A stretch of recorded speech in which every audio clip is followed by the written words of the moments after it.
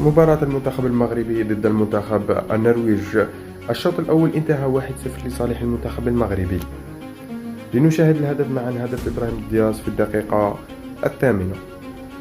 هي إحصائيات الشوط الأول: استحواذ النرويج 54% إلى 46% لصالح منتخب المغرب، وإجمالي تسديدات 9 تسديدات للمنتخب المغربي مقابل 4 للمنتخب النرويج، وتصدي للحارس ياسين بونو 1.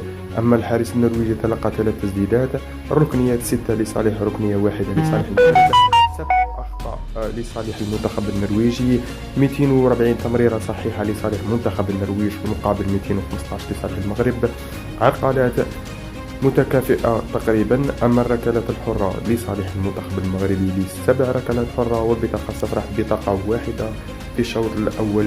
نرى أن المنتخب المغربي في هذه المباراة يعتمد على الهجمات المرتدة بشكل رئيسي، وللمنتخب المغربي لاحظت في الشوط الأول أنها لديه تمريرات منظمة جدا، يعني ما شاء الله تمريرات منظمة، ومعرفة الخروج من الكرة من منطقة الجزاء أو من منطقة المنتخب المغربي إلى منطقة الخصم بشكل سريع جدا.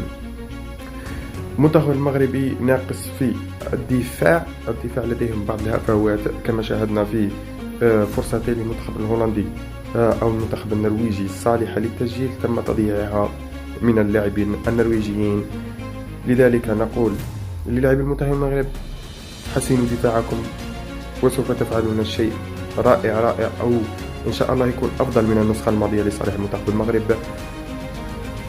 أرى أن الشوط الثاني سوف ينتهي 2-1 لصالح المغرب، وإن استمر المغرب في الشوط الأول كما في الشوط الثاني سوف تكون النتيجة 1-1 أو 2-1 للمنتخب النرويجي بكل صراحة. والسلام عليكم، وأتمنى الشفاء لزلزولي تكون إصابة طفيفة لأنه خرج في الشوط الأول. السلام عليكم.